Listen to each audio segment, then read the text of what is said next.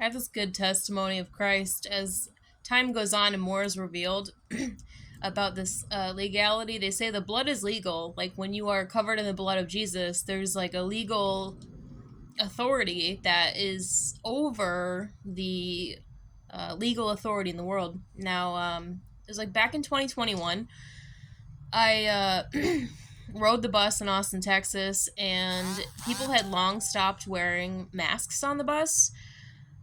And I got on one time, and this driver stopped, and he handed me a mask, and I said, "Thank you." I put it in my lap.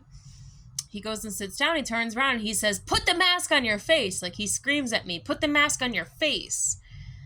And I'm like, I don't want to.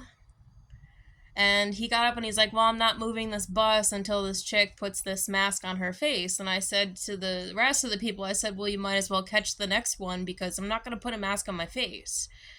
And then it was like at one of those like turning points where like it was not a big deal because there were tons, it was like a place where tons of people are transitioning their buses. So it wasn't like I was at a random stop.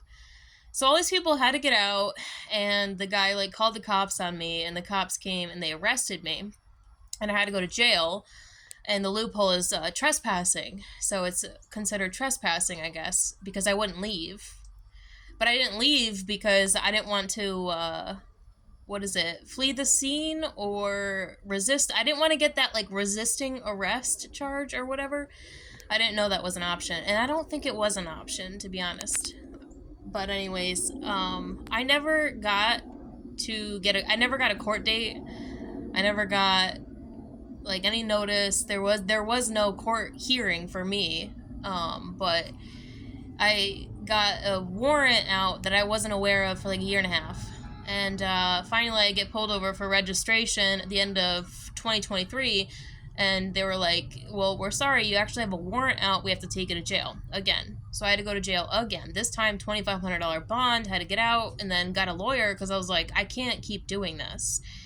And then the lawyer helped me to get over the initial charge, and that was supposed to be settled, but it was like, I guess, still on my record. So, transferring my license, I had to like look at this thing where it's like you transfer my professional license as a cosmetologist from Texas to New York, and now there's like well, it's always been a thing, like since you've like renewed your license, have you been convicted of misdemeanor or a felony? Criminal trespassing is a misdemeanor, and it's technically on my record. But before all this, I tried to get it expunged, only to see that my lawyer had ghosted me. He took my money for the expungement and then looked into it and then ghosted me. I couldn't get a hold of him. It was just like blacklisted, ghosted, couldn't get a hold of the guy, didn't tell me why, he never gave me my money back, nothing. Well, I looked up the definition of convicted. If you're convicted, you stood in front of a judge and you were convicted of a crime.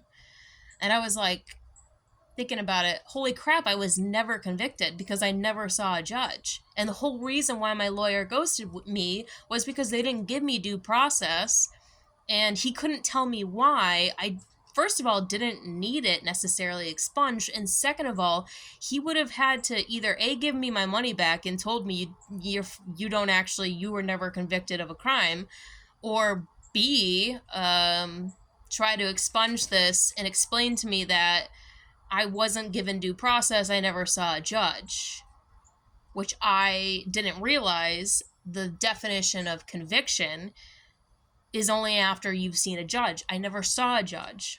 And it makes sense too, because the last time I renewed would have been the same thing. Me not knowing I had a charge on my record, sent in for my license and got it back. So I'm not going to click convicted of a crime because I never was. But it's interesting, when you're covered under the blood of Christ, there is like a legal authority over you in your life. And this is perfect testimony, perfect evidence. This whole time, me thinking I'm like having this thing on my record, it's on the record, but if you look into the details, there was no judge, there was no conviction. So I don't have to click that box, even though it's on my record. They're not asking if there's anything on your record. They're asking if you were convicted of a crime in which I was not. Praise be to God.